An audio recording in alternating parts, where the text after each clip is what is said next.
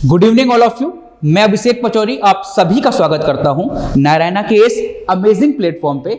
और बच्चों, जैसा कि आप सभी जानते हो कि जेईई मेन 2025 के सारे हमारे पेपर्स जनवरी वाले सारे सक्सेसफुली कंप्लीट हो चुके हैं और इसी क्रम में हम जो 29 जनवरी की सेकंड शिफ्ट है, इवनिंग शिफ्ट, इसके फिजिक्स के सॉल्यूशंस को हम डिस्कस करने वाले हैं। क्लियर? तो बच्चों, कुछ लोगों का एग्जाम बहुत अच्छा गया होगा, है ना, कुछ का एग्जाम अच्छा नहीं भी गया होगा। तो हम क्या करेंगे, हम एक एक क्वेश्चन को एनालाइज करेंगे और अपनी गलतियों पे काम करेंगे और अप्रैल अटेम्प्ट में बहुत अच्छा करने की कोशिश करेंगे। क्लियर? तो चलिए शुरू करते हैं बच्चों। तो ये 29 जनवरी का इवनिंग शिफ्ट का पेपर है, ठीक है। आइए फिजिक्स के सॉल्यूशन को हम लोग स्टार्ट करते हैं। तो पहला क्वेश्चन क्या कह रहा है, the difference of temperature in material can convert heat energy into electrical energy to harvest heat energy the material should have. अब देखिए इसमें कह रहा है कि भैया एक हमारे पास मटेरियल है, उसमें हीट एनर्जी को इलेक्ट्रिकल एनर्जी में कन्वर्ट करना है। तो ये बेसिकली हमारा एक प्रकार का आपने इफेक्ट पढ़ा होगा, सीबेक इफेक्ट, है ना। वो सीबेक इफेक्ट हमसे कहता है कि अगर हमारे पास दो कंडक्टिंग मटेरियल हैं, मान लीजिए एक कंडक्टर हमारे पास ये है, हमने मान लिया ये अपना Fe है ना, और दूसरा कंडक्टर हमारे पास ये है, हमने मान लिया बच्चों ये कॉपर है ना। अब हम क्या करते हैं, इनके जंक्शंस को, ये T1 टेम्परेचर है और ये T2 टेम्परेचर है, यहां पर हम क्या करते हैं, T1 को T2 से अधिक रखते हैं। मतलब ये हमारा क्या है, हॉट एंड है और ये हमारा क्या है, ये हमारा कोल्ड एंड है, ठीक है। तो जैसे इस प्रकार हम इसे हॉट और कोल्ड रखते हैं तो हम देखते हैं कि यहां पे हमारी इलेक्ट्रिक करंट की सप्लाई होती है, यहां पे एक ईएमएफ डेवलप हो जाता है, पोटेंशियल डिफरेंस हमको मिलता है जिससे करंट वगैरह हमारी फ्लो करती है। तो ये जो थर्मल एनर्जी है वो इलेक्ट्रिकल एनर्जी में कन्वर्ट हो रही है और ये हमारा होता है सीबेक इफेक्ट। क्या होता है, ये हमारा होता है सीबेक इफेक्ट। एकदम क्लियर। अब देखिए इस मटेरियल के पास क्या प्रॉपर्टी होनी चाहिए। तो पहली प्रॉपर्टी, अगर लगातार करंट आपको चाहिए तो उसमें क्या होगा, तो उसमें हमें इलेक्ट्रिकल कंडक्टिविटी को हाई रखना पड़ेगा, है ना, क्योंकि इलेक्ट्रिकल कंडक्टिविटी ज्यादा होने का मतलब है कि करंट आसानी से फ्लो कर रही है, इसका मतलब इलेक्ट्रिकल कंडक्टिविटी ज्यादा होगी। और देखो ये जो इलेक्ट्रिकल एनर्जी मिल रही है ये हमें मिल रही है थर्मल एनर्जी से, इसका मतलब टेम्परेचर को मेंटेन रखना भी बहुत आवश्यक है। और ये टेम्परेचर तभी मेंटेन रह पाएगा, ये हॉट और ये कोल्ड तभी रह पाएगा जब थर्मल कंडक्टिविटी बिल्कुल कम होगी, हीट आसानी से फ्लो नहीं कर पाएगी। तो हमारा जो आंसर होगा वो होगा लो thermal conductivity and high electrical resistivity, क्योंकि अगर थर्मल कंडक्टिविटी हम ज्यादा कर देंगे तो हीट फ्लो कर जाएगी, तो ये टेम्परेचर डिफरेंस को मेंटेन करना हमारे लिए काफी टफ हो जाएगा और ये बेस्ड है सीबेक इफेक्ट के। क्लियर? तो चलिए दूसरा क्वेश्चन देखते हैं। आइए, तो क्वेश्चन कह रहा है the given below are two statements, one is labeled as assertion and other is labeled as reason। तो एक assertion reason based हमारा क्वेश्चन है। देखिए क्या कहता है क्वेश्चन, assertion हमारा है with increase in pressure of an ideal gas volume falls off more rapidly in an isothermal process in comparison to adiabatic process. कह रहा है कि भैया जो आइसोथर्मल प्रोसेस है उसमें वॉल्यूम फॉल ज्यादा तेजी से होगा एडियाबेटिक के कंपैरिजन में, ठीक है। और रीजन क्या कह रहा है, रीजन कह रहा है in isothermal process PV equal to constant. बच्चों ये तो बिल्कुल सही है, आपने पढ़ रखा होगा कि थर्मल में पीवी इक्वल टू कांस्टेंट होता है, ठीक है। While in adiabatic process PV की power gamma equal to constant, ये भी बिल्कुल सही है, ये भी हमने पढ़ रखा है भाई, ठीक है। गामा क्या दिया हुआ है, गामा जो होता है वो रेशियो ऑफ स्पेसिफिक हीट होता है, ये भी आपको मालूम है। Clear? P is pressure, V is volume of ideal gas. तो बच्चों रीजन तो इसका बिल्कुल करेक्ट है ना, रीजन तो भैया इसका बिल्कुल ट्रू है। अब बात करते हैं असर्शन की, इसको मैं बढ़िया से एक्सप्लेन करता हूं। देखिए अब देखो यहां पे अपन जब बात करेंगे, है ना, जब यहां पे अपन बात करेंगे, ये देखो ये प्रेशर, यहां पे हो गया हमारे पास वॉल्यूम, ठीक है। अब देखो हमने एक पॉइंट मान लिया, है ना, हमने ये पॉइंट ले लिया। अब इस पॉइंट से पहले मैं एक आइसोथर्म ड्रॉ करता हूं, ठीक है। तो हमने मान लिया, देखो हम इस पॉइंट से कुछ इस वाले पॉइंट पहुंच गए, ये पॉइंट अपना ए है और ये पॉइंट अपना बी है, ठीक है। और ये जो प्रोसेस हमने मान लिया, ये मान लिया हमने आइसोथर्मल, ठीक है। अब एडियाबेटिक, क्योंकि देखो प्रेशर को इंक्रीज करना है तो देखो एडियाबेटिक की स्लोप ज्यादा होती है, आपको मालूम है। आइसोथर्मल के मुकाबले एडियाबेटिक की स्लोप हमारी ज्यादा होती है। तो देखो स्लोप ज्यादा करने के लिए क्या करना पड़ेगा, हमें कुछ और ऊपर से जाना पड़ेगा। देखो हमें कुछ ऐसे जाना पड़ेगा इसी पॉइंट के लिए, है ना। तो देखो हमारा प्रेशर यहां ज्यादा हो जाएगा, तो ये जो हमारा है ना ये एडियाबेटिक है, क्योंकि एडियाबेटिक की जो स्लोप होती है वो ज्यादा होती है, ठीक है। अब आप देख सकते हैं, है ना। अब मैं क्या कर रहा हूं, अब मैं प्रेशर चेंज समान कर रहा हूं, है ना। प्रेशर चेंज मैं समान कर रहा हूं कैसे, मैंने यहां पे 2 पॉइंट ले लिए, देखो ये, तो यहां देखो, ठीक है, और 1 पॉइंट ले लिया ये ले लिया। अब यहां पे देखो आपने सेम प्रेशर डिफरेंस के लिए, ये आपका क्या हो गया, ये आपका प्रेशर डिफरेंस हो गया, है ना। तो सेम प्रेशर डिफरेंस के लिए आप देख लो, यहां पे जो आइसोथर्मल है, देखो इसका चेंज कितना है, ये हमारा पी है ना, तो देखो इसके वॉल्यूम में कितना चेंज हुआ है, इसके वॉल्यूम में बच्चों इतना चेंज हुआ है ना।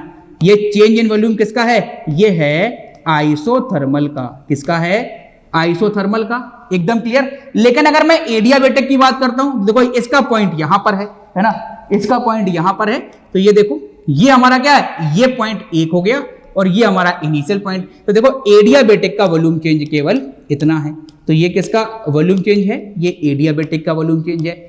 इसका मतलब जो वोल्टेज का फॉल हो रहा है, वोल्टेज का जो फॉल हो रहा है वो आइसोथर्मल में ज्यादा है और एडियाबेटिक में हमारा कम है, क्लियर। तो एकदम सही है भाई, एकदम बिल्कुल क्लियर है कि देखो जो इंक्रीज प्रेशर अगर लगातार इंक्रीज करते जाते हैं तो जो वॉल्यूम होता है वो आइसोथर्मल में तेजी से गिरता है एडियाबेटिक के कंपैरिजन में। इसका मतलब असर्शन भी हमारा एकदम करेक्ट है, रीजन भी करेक्ट है, और ये दोनों एक दूसरे को अच्छे से एक्सप्लेन कर रहे हैं। तो हम कह सकते हैं सर कि हमारा थर्ड ऑप्शन एकदम करेक्ट है। भैया ए भी सही है, आर भी सही है, और आर जो है वो एकदम करेक्ट एक्सप्लेन कर रहा है असर्शन को, क्लियर। चलिए नेक्स्ट क्वेश्चन देखते हैं। आइए बच्चों, तो देखो सवाल हमसे कह रहा है an electric dipole is placed at distance 2 centimetre in front of infinite plane sheet having positive charge density sigma not, ठीक है। Choose the correct option for the following, ठीक। तो देखो क्या कह रहा है, हमारे पास एक प्लेन शीट है ना, ये हमारे पास प्लेन शीट हो गई और इसकी जो चार्ज डेंसिटी हो गई वो हमारी सिग्मा नॉट दी है, ठीक है। अब कह रहा है ये डाइपोल जो रखा हुआ है वो 2 सेंटीमीटर की दूरी पर रखा हुआ है और आपको करेक्ट ऑप्शन टिक करने हैं, ठीक है।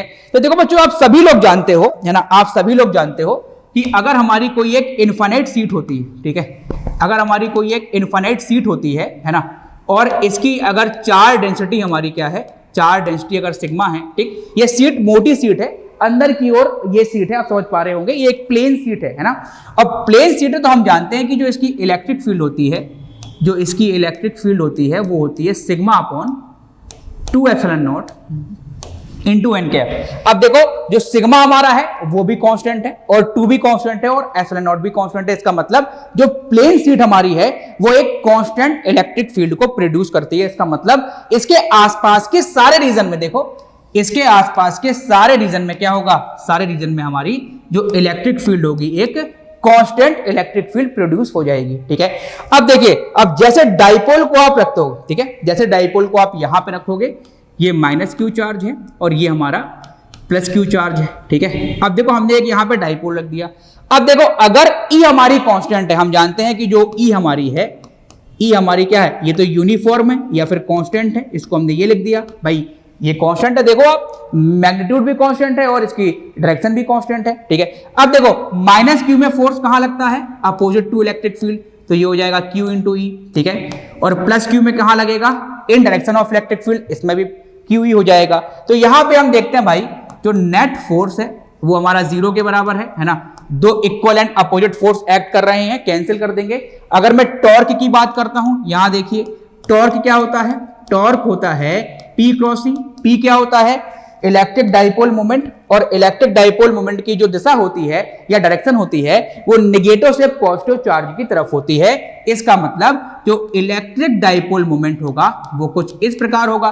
तो हम देख सकते हैं, देखो इलेक्ट्रिक डाइपोल मोमेंट आपका कहां है, आपका इस तरफ है, और इलेक्ट्रिक फील्ड भी इस तरफ है। इसका मतलब इलेक्ट्रिक डाइपोल मोमेंट और इलेक्ट्रिक फील्ड के बीच का एंगल हमारा 0 के बराबर है। तो थीटा यहां पे क्या है, 0 के बराबर है, जो P और E के बीच का एंगल है। और देखो यहां पे टॉर्क क्या होगा, टॉर्क हमारा होगा P sin theta, P sin theta, और थीटा को हम ले लेंगे यहां पे 0, तो ये हो जाएगा PE sin 0, और sin 0 की वैल्यू होती है 0, तो टॉर्क हमारा आ जाएगा 0। अब बात करते हैं बच्चों पोटेंशियल एनर्जी की, क्लियर। तो यहां देखिए आप, पोटेंशियल एनर्जी जो होती है वो होती है minus P dot E, yes, और यहां देखिए आप, तो यहां देखेंगे आप लोग माइनस पी कॉस थीटा, है ना। और देखो थीटा यहां पे क्या है, थीटा यहां पे 0 है, तो कॉस 0 क्या होता है, कॉस 0 मैक्सिमम होता है। इसका मतलब ये हो जाएगा कॉस 0 की वैल्यू 1, तो जो पोटेंशियल एनर्जी आएगी माइनस पी आएगी, और ये मिनिमम पोटेंशियल एनर्जी है, सबसे कम पोटेंशियल एनर्जी है, और यही पोजीशन जो होती है डाइपोल की इक्विलिब्रियम पोजीशन होती है, ये आपको मालूम है। क्लियर। तो यहां पे टॉर्क 0 होगा और डाइपोल की जो पोटेंशियल एनर्जी होगी वो मिनिमम होगी। क्लियर। तो हम कह सकते हैं सी ऑप्शन इसका करेक्ट है। क्लियर। चलिए नेक्स्ट डिस्कस करते हैं। तो क्वेश्चन कह रहा है in an experiment with photo electric effect the stopping potential. तो आपसे स्टॉपिंग पोटेंशियल के बारे में पूछा गया है। ठीक है, तो देखिए आपने दो इक्वेशन पढ़ी हैं फोटो इलेक्ट्रिक इफेक्ट में, मैं उसको लिखने वाला हूं। तो यहां देखिए आपने पढ़ा है काइनेटिक एनर्जी मैक्सिमम जो होती है वो किसके बराबर होती है, वो होती है hc by lambda minus five. Five क्या है, वर्क फंक्शन है। अब देखिए यहां पे, और एक फॉर्मूला आपने और पढ़ा है, क्या आपने ये भी पढ़ा है कि जो मैक्सिमम काइनेटिक एनर्जी होती है ये E इंटू वीएस के बराबर होती है, और वीएस क्या है, स्टॉपिंग पोटेंशियल है। ठीक है, तो इस दूसरे रिलेशन से हम क्या लिख सकते हैं, यहां देखिए जो वीएस होगा ये काइनेटिक एनर्जी की जो मैक्सिमम वैल्यू है अपॉन ई के बराबर हो जाएगा। क्लियर। चलिए तो यहां से देखो हम सीधा अपना ऑप्शन करेक्ट कर सकते हैं कि जो हमारा स्टॉपिंग पोटेंशियल होता है वो 1 upon E times the maximum kinetic energy of emitted photo electrons के बराबर होता है। तो सी ऑप्शन आपका एकदम करेक्ट है। और एक बार ये भी देख लेता हूं भाई कि अगर हम वेवलेंथ में इंक्रीज कर देंगे तो इसमें क्या चेंज होगा, इस वीएस में या स्टॉपिंग पोटेंशियल में क्या चेंज होगा।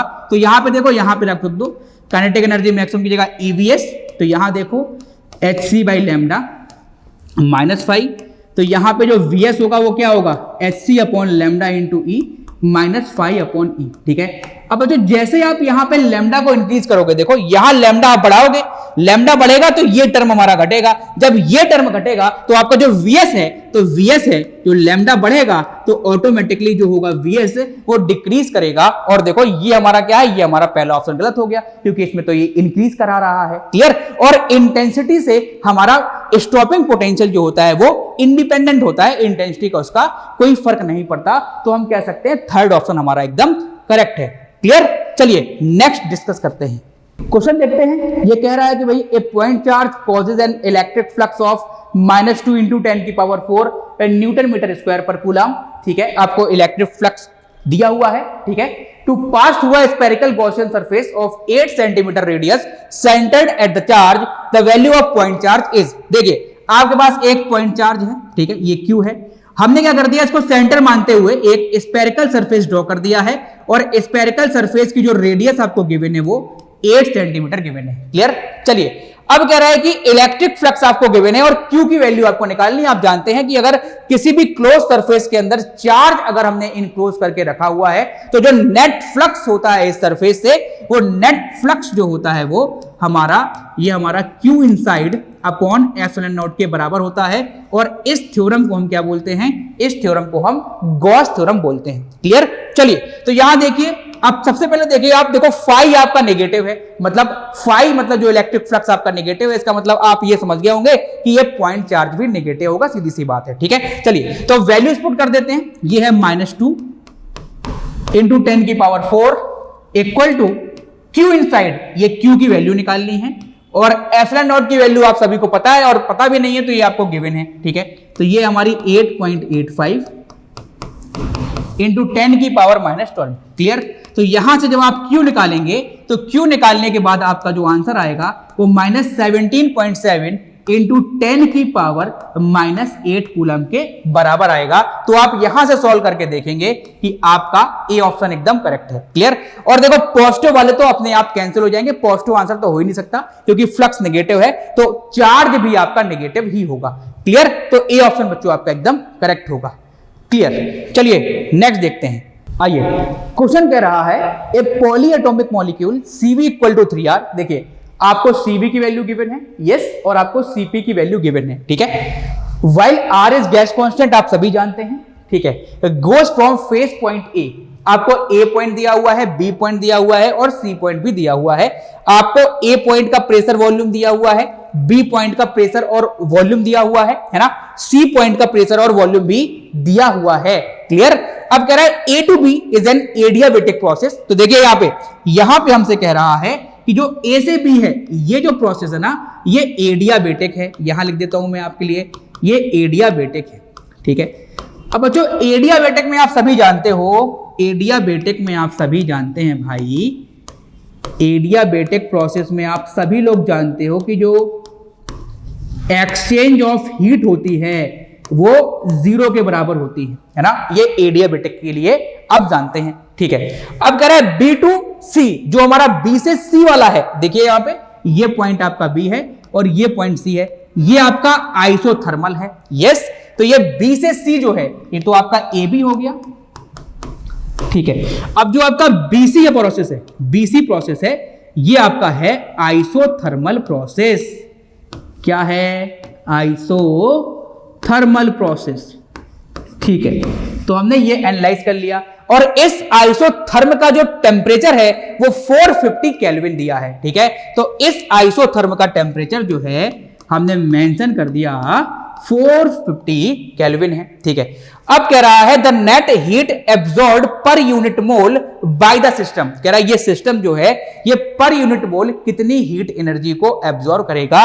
तो भैया देखो सीधा सीधा आप मान लो, एडियाबेटिक में हमने क्या मान लिया Q1 और जो आइसोथर्मल है इसमें हमने मान लिया Q2। ठीक है, तो इसकी जो हीट एब्जॉर्ब आ गई वो आ गई Q2 और इसकी आ गई Q1, क्योंकि Q1 0 के बराबर है, क्योंकि एडियाबेटिक में कोई हीट का एक्सचेंज है ही नहीं, तो ये हमारा 0 हो गया। इसका मतलब जो भी हीट लगेगी वो आइसोथर्मल प्रोसेस में ही हीट लगेगी। अगर हम आइसोथर्मल प्रोसेस की हीट निकाल लें तो यही सिस्टम में नेट हीट एब्जॉर्ब हो जाएगा। तो हम निकालते हैं अब आइसोथर्मल में हीट। चलिए, तो देखिए अगर मैं आइसोथर्मल की बात करता हूं, अगर मैं आइसोथर्मल की बात करता हूं बच्चे, तो हम जानते हैं इस प्रोसेस में टेम्परेचर भैया कांस्टेंट होता है, और टेम्परेचर कांस्टेंट होता है तो चेंज इन इंटरनल एनर्जी 0 होती है।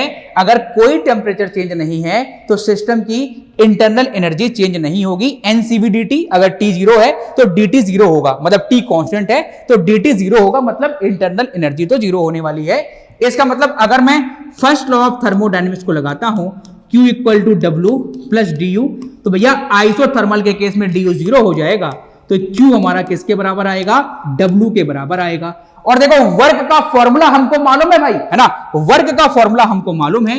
जो वर्क का फॉर्मूला होता है किसके लिए? आइसोथर्मल के लिए, वो होता है nRT log E V2/V1। Clear? अब देखो heat energy per unit mole दिया हुआ है। यस, तो हमसे बेसिकली Q/N की वैल्यू पूछ रहा है, तो ये RT log V2/V1 आ जाएगा, है ना। अब क्योंकि देखो V2 क्या है? V2 जो है जो फाइनल स्टेट है ना, V2 जो है बेटा इस वाले आइसोथर्म में ये फाइनल स्टेट है, तो बेसिकली जो V2 हम बोल रहे हैं वो VC को बोल रहे हैं, है ना, और इनिशियल स्टेट B वाली है, तो जो हम V1 बोल रहे हैं वो हम बेसिकली VB को बोल रहे हैं। एक बार और समझ लो, जो हमारा BC प्रोसेस है वो आइसोथर्मल प्रोसेस है, जो C पॉइंट हमारा फाइनल पॉइंट है, तो फाइनल वॉल्यूम हमारा VC है और इनिशियल वॉल्यूम हमारा VB है। क्लियर? अब देखिए, अब आप VC और VB की वैल्यू पुट कर दीजिए। VC क्या भाई? VC क्या है? VC आपका 8 × 10⁻⁶ है और VB क्या है? 6 × 10⁻⁶ है। ठीक है भाई, इसकी वैल्यू हम पुट कर देते हैं, है ना। तो ये Q/N क्या आएगा यहां से? ये Q/N यहां से क्या आएगा भाई? फटाफट बताइए आप लोग। आप कहेंगे sir RT log E 8 × 10⁻⁶ upon 6 × 10⁻⁶। ये कैंसिल हो गया, ये आ गया 4, ये आ गया 3। ठीक है, 2 से काट देंगे, ऊपर 4 नीचे 3, तो Q/N क्या आएगा मेरे भाई? ये बताओ। और टेम्परेचर कितना है आपको पता है? ये कांस्टेंट टेम्परेचर आइसोथर्मल का कितना है? 450 केल्विन। तो ये कितना हो गया भैया? 450 केल्विन। तो T की वैल्यू हमारी 450 दी हुई है। इसका मतलब ये हो गया R, ये हो गया 450 और ये हो गया log 4/3। तो यहां से हम देख सकते हैं भाई, जो Q/N की वैल्यू है वो आ गई है 450R log 4 minus log 3। Clear? तो ये बच्चों आपका हो जाएगा आंसर। तो चेक करते हैं भाई, है ना, चेक करते हैं क्या आंसर आएगा। आपका आंसर आएगा 450 log 4 माइनस log 3। ठीक है, तो हम कह सकते हैं कि बी ऑप्शन अपना करेक्ट है। क्लियर? यहां पर एक आर का मल्टीप्लाई और कर लेंगे, बी ऑप्शन हमारा एकदम करेक्ट हो जाएगा। क्लियर? चलिए नेक्स्ट देखते हैं। चलिए, तो क्वेश्चन कह रहा है two identical symmetric double convex lenses of focal length f are cut into two equal parts L1 L2 by plane AB, L3 L4 by plane XY। आपके पास एक कॉन्वेक्स लेंस है, आपने एक बार उसको AB प्लेन से कट कर दिया है ना, और दूसरी बार XY प्लेन से कट कर दिया है। ठीक है, मतलब आप कॉन्वेक्स लेंस को बेसिकली कट कर रहे हो यहां पर। अब कह रहा है the ratio of focal length of L1 by L3। तो कह रहा है जो ऊपर वाला L1 लेंस बन रहा है और जो L3 लेंस बन रहा है, इसकी फोकल लेंथ का रेशियो क्या होगा। चलिए बच्चों, अब यहां पे देखते हैं, जब अपन ने इसको AB से कट कर दिया, देखो जब यहां अपन ने AB से कट कर दिया तो बेसिकली जो L1 है, बेसिकली जो L1 है वो ये है ना।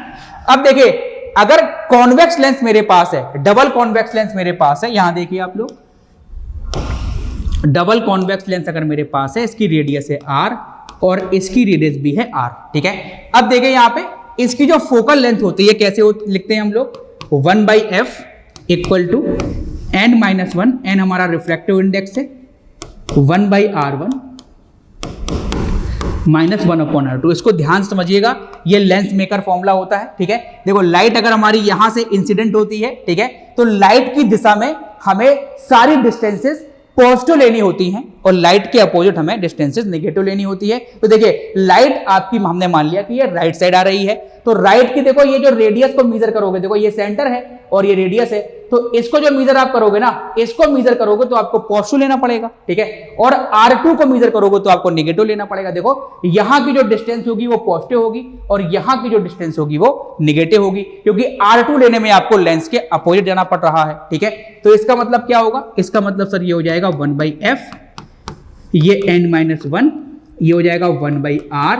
ठीक है, माइनस 1/r, तो ये क्या हो जाएगा, ये हो जाएगा 1/f equal to n-1 into 2/r। ठीक है, ये अपना हो गया रिलेशन 1। ठीक है, इसको हम यूज करेंगे जब देखो आपने जब इसको AB प्लेन से कट किया, देखो यहां पे जब आपने इसे AB प्लेन से कट किया है तो देखो आपने ना इसकी ये रेडियस को चेंज किया, ना आपने इसकी ये रेडियस को चेंज किया। ठीक है, तो इसकी रेडियस चेंज नहीं हुई, इसका रिफ्रैक्टिव इंडेक्स भी आपने चेंज नहीं किया। तो देखो फोकल लेंथ डिपेंड ही कर रही है रिफ्रैक्टिव इंडेक्स और रेडियस में, तो ना यहां रेडियस चेंज है ना यहां रिफ्रैक्टिव इंडेक्स चेंज है। इसका मतलब इसकी फोकल लेंथ भी क्या होगी, इसकी फोकल लेंथ भी f होगी, मतलब वही रहेगी जो इस ओरिजिनल लेंस की फोकल लेंथ थी। ठीक है, अब बात करते हैं इसकी, ये वाला जो हमारा लेंस है इसकी बात कर लेते हैं भाई। ठीक है, तो जब इसकी बात हम करते हैं, इसकी बात हम लोग करते हैं, तो देखो यहां पर जो हमारा लेंस है, ये देखो ये हमने कुछ इस प्रकार से कट किया है। ठीक है, जब इस प्रकार से कट करोगे तो जो आपका L3 है,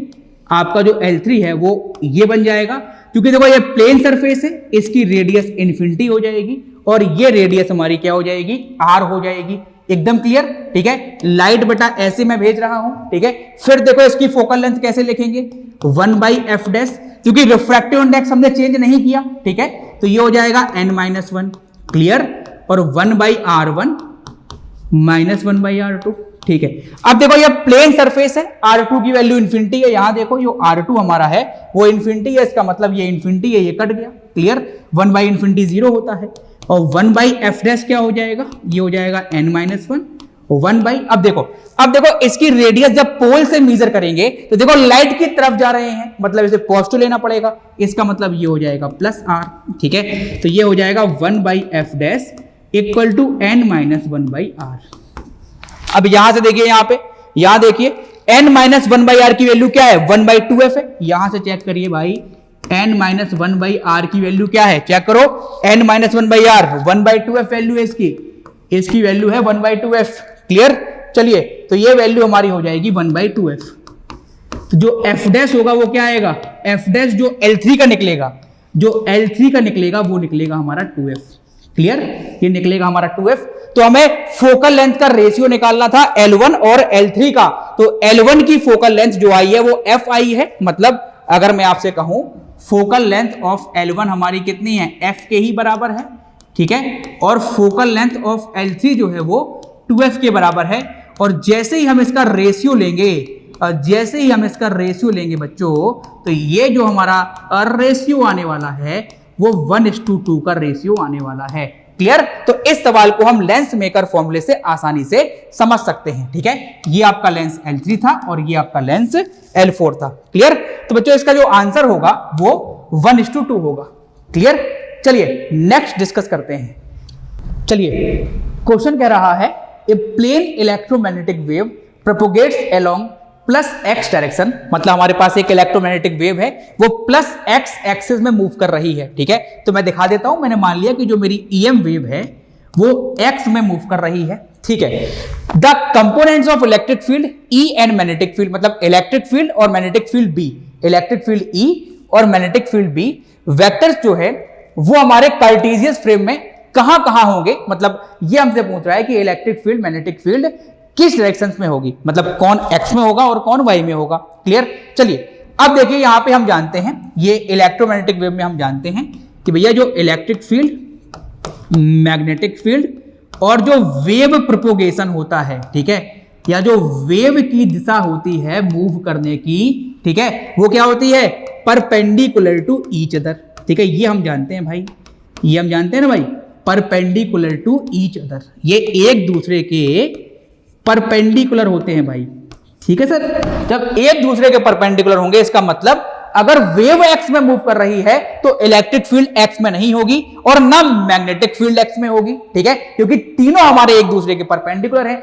इसका मतलब इलेक्ट्रिक फील्ड या मैग्नेटिक फील्ड का जो भी ऑप्शन x में दिया होगा वो गलत होगा। तो देखो बेटा ये हमारा गलत हो गया क्योंकि ये bx दिया था, ठीक है, और ये ex दिया हुआ है तो ये भी गलत हो गया, ठीक है। अब देखते हैं दो ऑप्शन हमारे पास रह गए, एक b और एक d। तो देखो जब हम ये ऑप्शन लेते हैं ये बिल्कुल हमारा करेक्ट ऑप्शन है। क्यों करेक्ट है अभी देखते हैं। देखो इलेक्ट्रिक फील्ड बच्चों अगर मेरा y में हो, है ना, और मैग्नेटिक फील्ड मेरा z में हो, ठीक है, ये क्यों पॉसिबल है, क्योंकि देखो जो हमारा E क्रॉस B होता है ना, जो हमारा E क्रॉस B होता है, मतलब इलेक्ट्रिक फील्ड और मैग्नेटिक फील्ड का जो क्रॉस प्रोडक्ट होता है वो हमेशा वेव प्रोपोगेशन को दिखाता है, ठीक है। ये किसे दिखाता है, ये वेव प्रोपोगेशन की डायरेक्शन को दिखाता है, वेव प्रोपोगेशन डायरेक्शन को दिखाता है। क्लियर? तो देखो अगर E मेरा Y में है तो देखो ये निकालो बेटा इसका क्रॉस प्रोडक्ट, तो देखो E क्रॉस B, B बाहर की ओर है, तो E क्रॉस B आपका अंगूठा कहां जा रहा है, अंगूठा आपका x की तरफ जा रहा है। क्लियर? इसका मतलब वेव हमारी x में ही जा रही है। इसका मतलब जो ये कॉम्बिनेशन होगा, EY और BZ, ये एकदम ट्रू होगा, ठीक है। अगर आप EZ और BY ले लोगे तो देखो EZ मतलब electric field, E cross B निकालोगे तो इसका देखो इसका जो डायरेक्शन आएगा हमारा नेगेटिव x में आएगा, लेकिन वेव हमारी पॉजिटिव x में मूव कर रही है। तो जो हमारा क्लियर आंसर होगा वो हमारा बी ऑप्शन होगा। एकदम क्लियर? चलिए नेक्स्ट डिस्कस करते हैं। चलिए बच्चों नया क्वेश्चन देखते हैं। Two concave refracting surfaces of equal radius of curvature of refractive index 1.5 face each other in air as shown in figure. देखिए दो आपके पास कॉनकेव सरफेस है, दोनों की रेडियस हमारी सेम दी हुई है, ठीक है, और इनके मटेरियल्स का जो रिफ्रैक्टिव इंडेक्स है ना वो भी हमको सेम दिया हुआ है,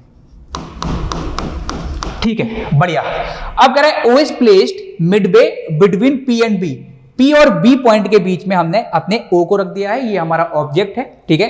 अब कह रहा है the separation between the images of O formed by each refracting surfaces. अब देखो O जो यहां पे रखा हुआ है उसकी एक इमेज हमारा ये वाला ग्लास बनाएगा और दूसरी इमेज दूसरा वाला ग्लास बनाएगा, तो दोनों जो हमारी इमेज बन जाएगी उनकी सेपरेशन कितनी है हमको इसमें ये निकालना है, ठीक है। चलिए तो पहले हम बच्चा पहले वाले सरफेस को हम मान लेते हैं। देखो इसको हमने मान लिया S1 और इसको मान लिया S2।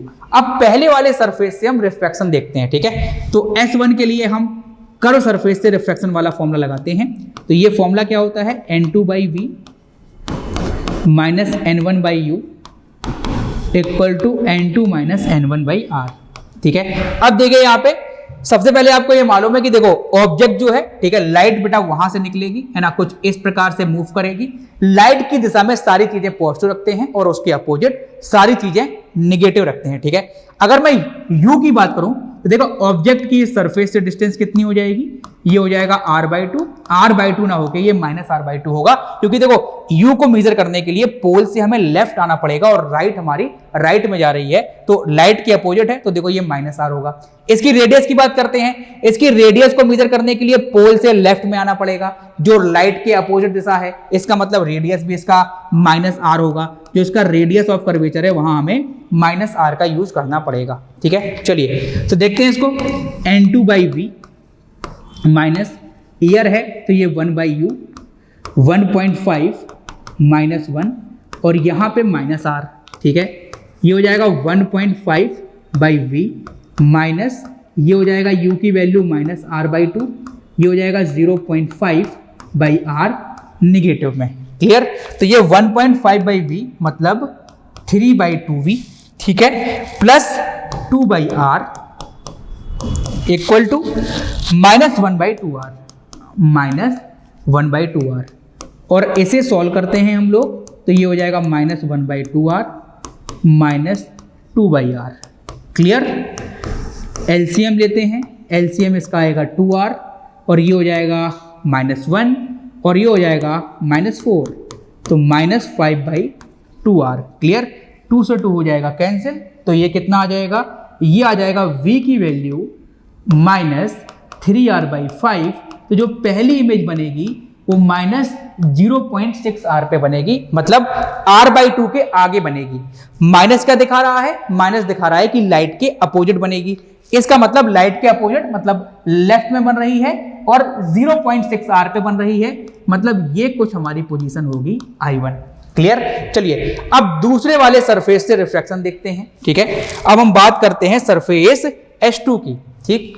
ये हमारा H2 सरफेस है, इसके लिए भैया फॉर्मूला लगा देंगे n2/v -n1/u equal to n2 -n1/r, ठीक है।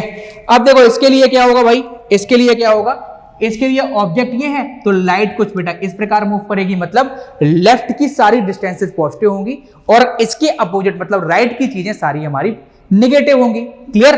तो अगर मैं इसकी रेडियस की बात करता हूं तो देखो मैं इसको मेजर कैसे करूंगा, ये पोल है, सेंटर इसका राइट में है, मतलब इसकी रेडियस भी निगेटिव होगी, क्लियर। और अगर मैं बात करूं इसकी रेडियस तो निगेटिव हो जाएगी इसकी, ठीक है। और u कितना होगा, देखो ये डिस्टेंस r है और देखो ये r है, ये टोटल r है, ठीक है, और ये r/2 है, तो ये बचा हुआ भी r/2 होगा, तो r + r/2 ये हो जाएगा 3r/2, लेकिन निगेटिव होगा क्योंकि डिस्टेंस हमारी राइट में है और लाइट जा रही है लेफ्ट में, तो u की वैल्यू कितनी हो गई, u की वैल्यू हो गई -3r/2 और रेडियस की वैल्यू हमें कितनी रखनी है, -r रखनी है, क्लियर। तो ये फिर से हो जाएगा 1.5/v minus 1/u equal to 1.5 -1/-r, ठीक है। तो ये हो जाएगा 3/2v माइनस ये हो जाएगा -3r/2 इक्वल टू 0.5/-r, तो ये हो जाएगा 3/2v minus minus plus 2/3r equal to -1/2r, ठीक है।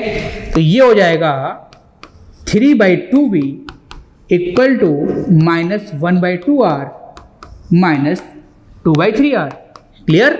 तो ये 3/2v कितना होगा, ये हो जाएगा 6r एलसीएम, ये हो जाएगा -3 और ये हो जाएगा -4, तो -7/6r, ठीक है। 2 से बेटा हमारा 6 कट गया तो ये हो जाएगा 3, क्लियर। तो ये 3/v कितना हो गया, 3/v हमारे पास आ गया है -7r/3 -7/3r 7/3r, ठीक है। तो v कितना हो जाएगा, v हो जाएगा -9r/7, ठीक है, मतलब 1 पॉइंट समथिंग होगा, है ना। इसका मतलब r से बड़ा है, जो v हमारा है r से बड़ा है, इसका मतलब माइनस आ रहा है, मतलब हमें राइट साइड जाना पड़ेगा क्योंकि लाइट हमारी लेफ्ट में है, ठीक है। इसका मतलब बच्चों ये हो गया कि हमारी इमेज जो है वो राइट में बनेगी और r से बड़ी बनेगी, डिस्टेंस जो इमेज की लंबाई होगी वो r से बड़ी होगी।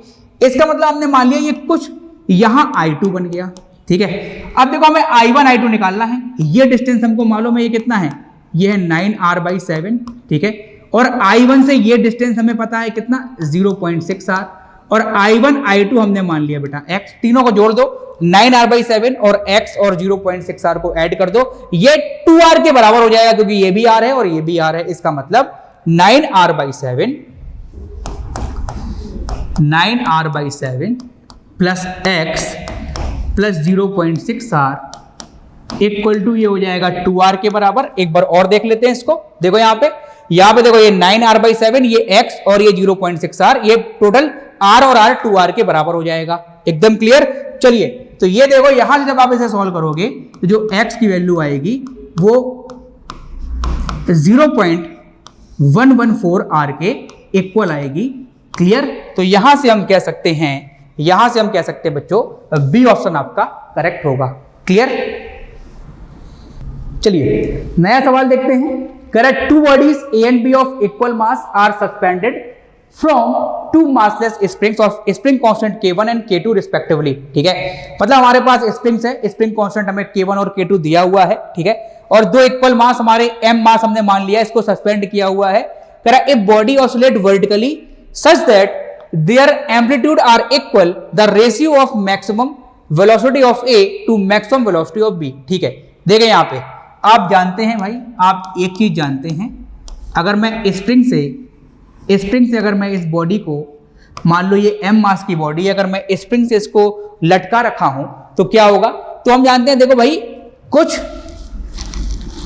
इक्विलिब्रियम पोजीशन में क्या होगा, इक्विलिब्रियम पोजीशन हम जानते हैं, इसमें कुछ एक्सपेंशन आता है kx0, ये होता है mg, और ये हमारी इक्विलिब्रियम पोजीशन जो होती है इसमें हम क्या लिखते हैं kx0 इक्वल टू mg, है ना। ये आप सभी को मालूम है कि इस केस में जो ब्लॉक होता है वो सिंपल हार्मोनिक मोशन करता है। ये सारी चीजें हमने अच्छी सी पढ़ी हुई हैं। ठीक, अब कह रहा है मैक्सिमम वेलोसिटी। अब चूंकि मीन पोजीशन हमारी ये इक्विलिब्रियम पोजीशन या मीन पोजीशन है, इसमें मैक्सिमम वेलोसिटी क्या होती है आप सभी को मालूम है कि जो एसटीएम वाला केस होता है, सिंपल हार्मोनिक मोशन वाला केस होता है, इसमें जो मैक्सिमम वेलोसिटी होती है बच्चों, ये ए ओमेगा के बराबर होती है। ठीक है, ए ओमेगा के बराबर होती है। हमने दो इक्वल मास की बॉडी को सस्पेंड कर रखा है। ठीक है, तो देखो पहली बॉडी का वी मैक्स क्या होगा, पहली बॉडी का V1 मैक्स क्या होगा, आप कहोगे ए इंटू ओमेगा 1, है ना। एम्पलीट्यूड हमने सेम ले रखा है, देखो यहाँ पे एम्पलीट्यूड इनका इक्वल है। क्लियर। ऐसी बच्चों जो दूसरी बॉडी हमारे पास है, इसकी जो मैक्सिमम वेलोसिटी आएगी वो कितनी आएगी, वो आएगी ए ओमेगा 2। अब इसका अगर मैं रेशियो ले लूं, अगर मैं V1 बाई V2 कर दूं, इनकी जो मैक्सिमम वैल्यू का रेशियो आएगा, देखो A से A कट जाएगा, ये आ जाएगा ओमेगा 1 बाई ओमेगा 2। क्लियर। और आप जानते हो कि एसटीएम के केस में जब ये बॉडी हमारी सिंपल हार्मोनिक मोशन करती है तो हम जानते हैं कि जो ओमेगा होता है, ओमेगा जो एंगुलर फ्रीक्वेंसी होती है वो √k/m के बराबर होती है। यहां से हम ये वैल्यू यहां पुट कर देंगे, तो देखो ये ओमेगा 1 क्या होगा, √k1/m, ओमेगा 2 क्या होगा, क्योंकि देखो स्प्रिंग कांस्टेंट K1 और K2 लिया हुआ है ना, तो ये हो जाएगा K2/m। ठीक है, m से m बच्चों कट जाएगा तो ये क्या आ जाएगा √k1/k2, और ये हमारा हो जाएगा आंसर। तो √k1/k2 हमारा आंसर होगा। तो हम कह सकते हैं ए ऑप्शन हमारा करेक्ट है। क्लियर। चलिए नेक्स्ट क्वेश्चन देखते हैं। Given below are two statement, one is labelled as assertion and other is labelled as reason. ठीक है, फिर से एक असर्शन रीजन बेस्ड हमारे पास क्वेश्चन है। देखो असर्शन क्या कह रहा है कि हमारे पास तीन ब्लॉक्स हैं, देखिए इसकी स्पीड 5, 2 और इसकी 4। 3 identical spheres of same mass undergo one dimensional motion as shown in figure. तीन हमारे पास सेम मास की बॉडी है, देखो भाई इसका मास भी m है, इसका मास भी m है और इसका मास भी m है। ठीक है, वेलोसिटीज आपको मेंशन की हुई है 5, 2 and 4। If we wait sufficient long for elastic collision to happen, then VA equal to 4, VV equal to 2 and VC equal to 5।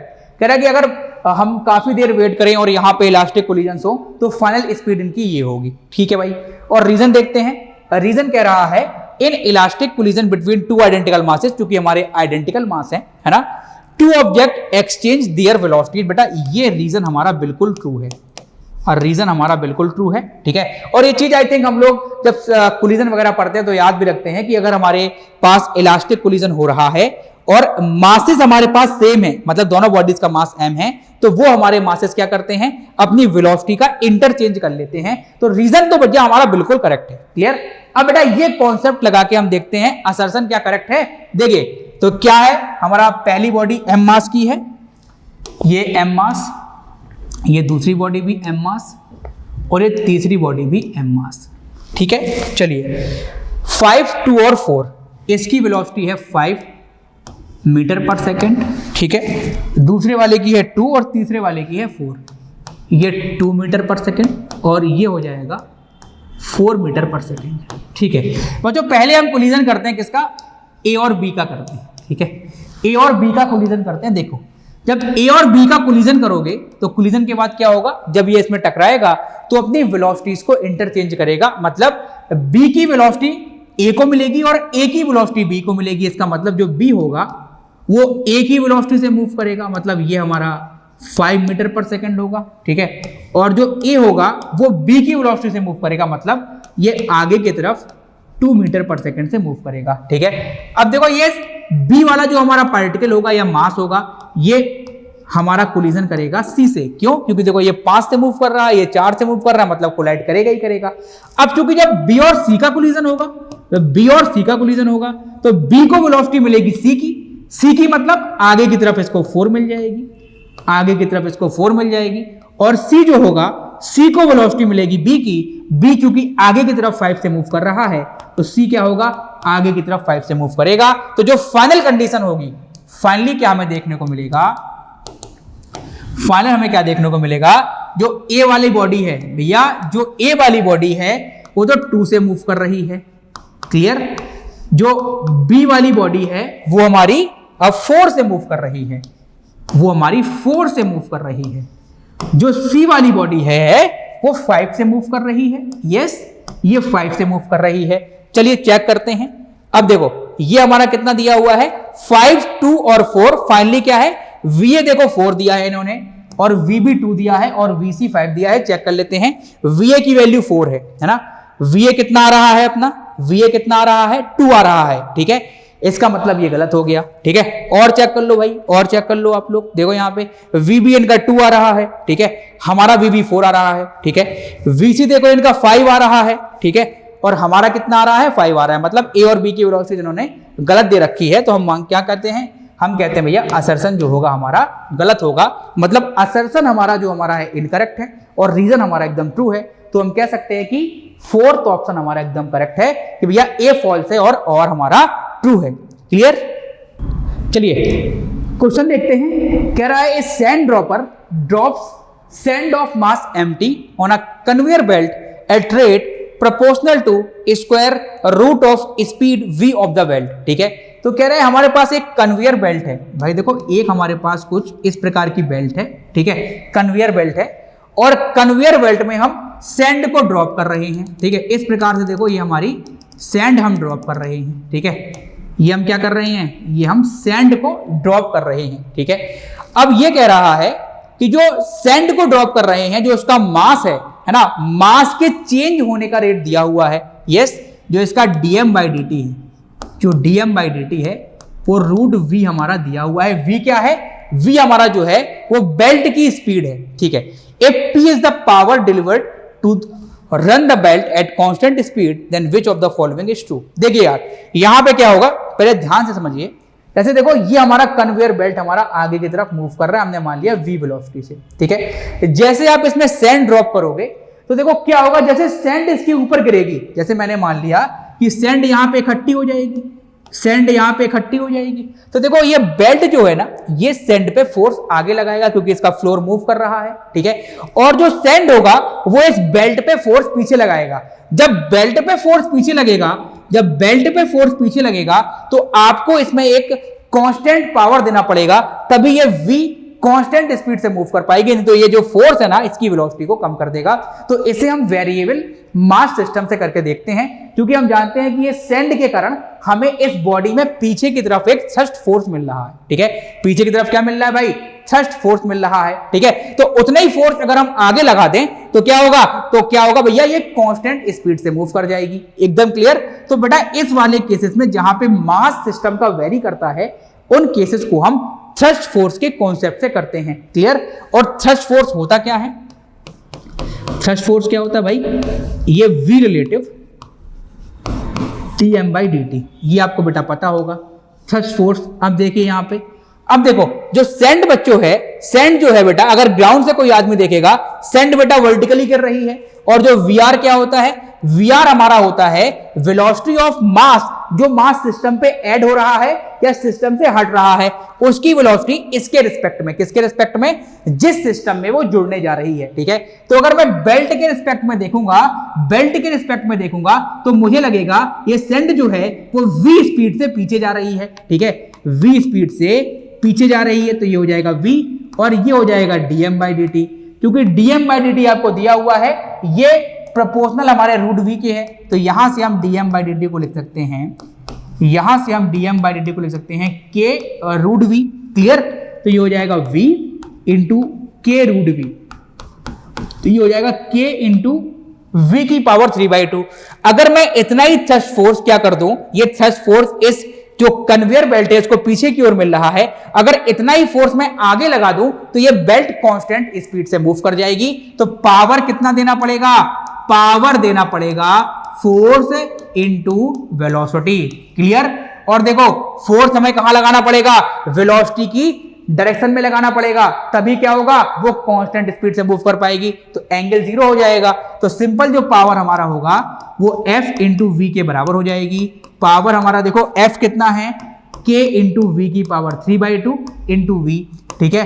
तो पावर कितना आ जाएगा, K वी की पावर 5/2, इसका स्क्वायर कर दो, मतलब जो पावर है वो वेलोसिटी की पावर 5/2 के प्रोपोर्शनल है, इसका स्क्वायर कर दो। तो जो पावर का स्क्वायर है वो वेलोसिटी की पावर 5 के प्रोपोर्शनल है। देखिए जो पावर का स्क्वायर है वो वेलोसिटी की पावर 5 के प्रोपोर्शनल है। तो हम कह सकते हैं सर कि फोर्थ ऑप्शन हमारा एकदम करेक्ट है। तो ये वेरिएबल मास सिस्टम का सवाल था। क्लियर। डी ऑप्शन आपका एकदम करेक्ट होगा।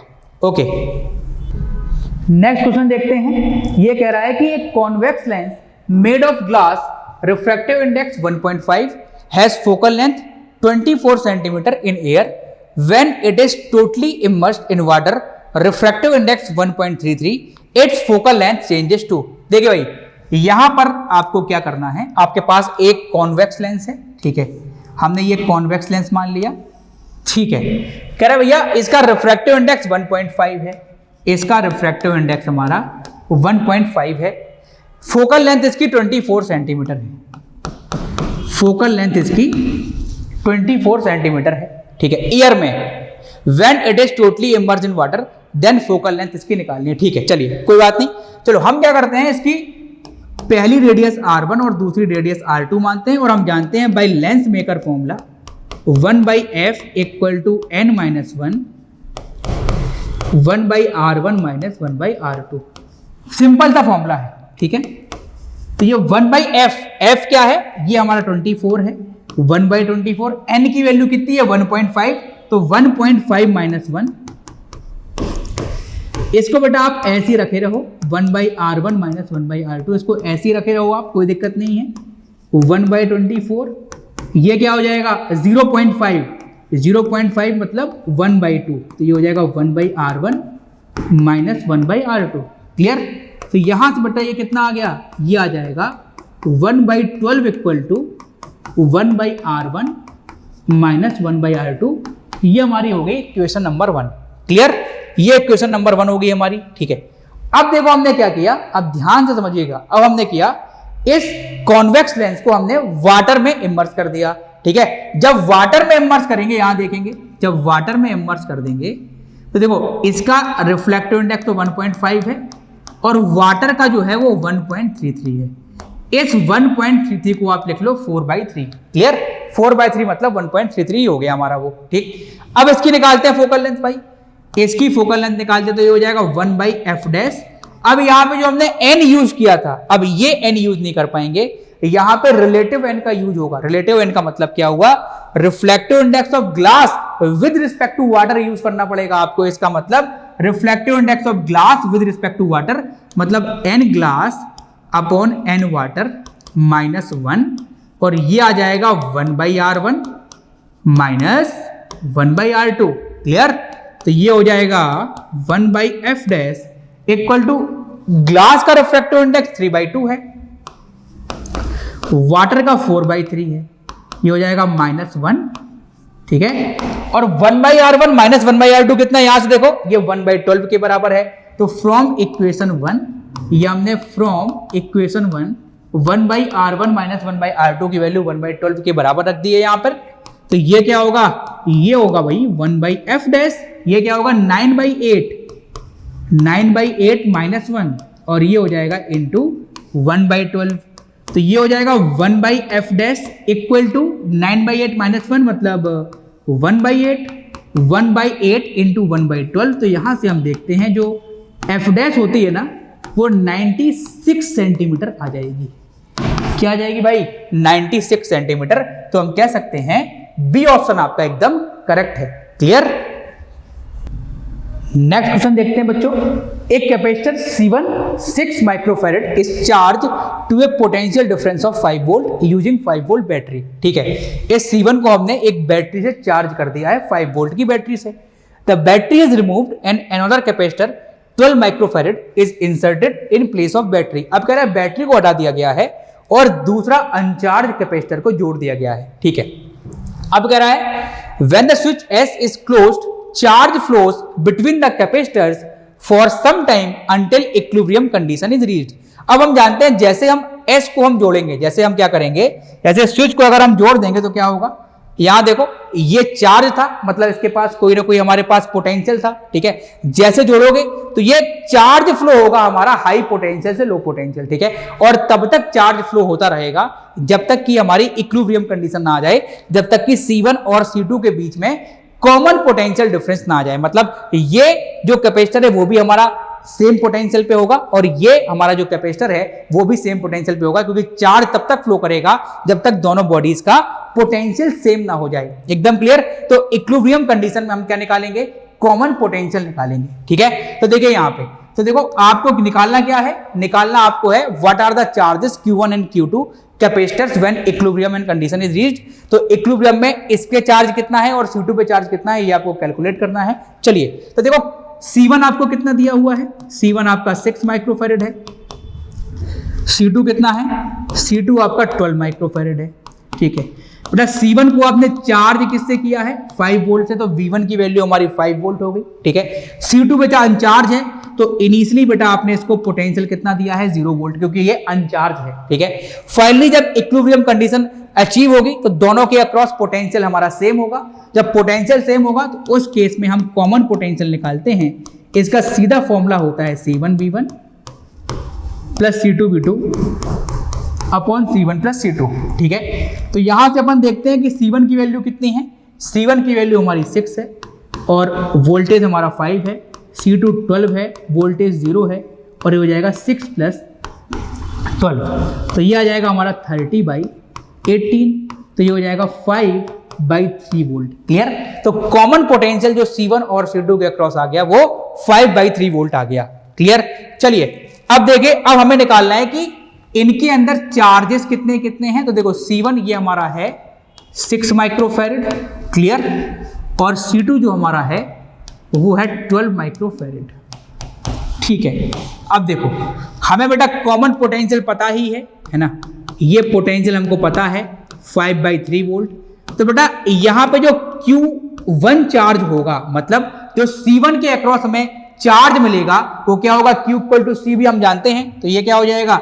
C1 × V common. C1 कितना है?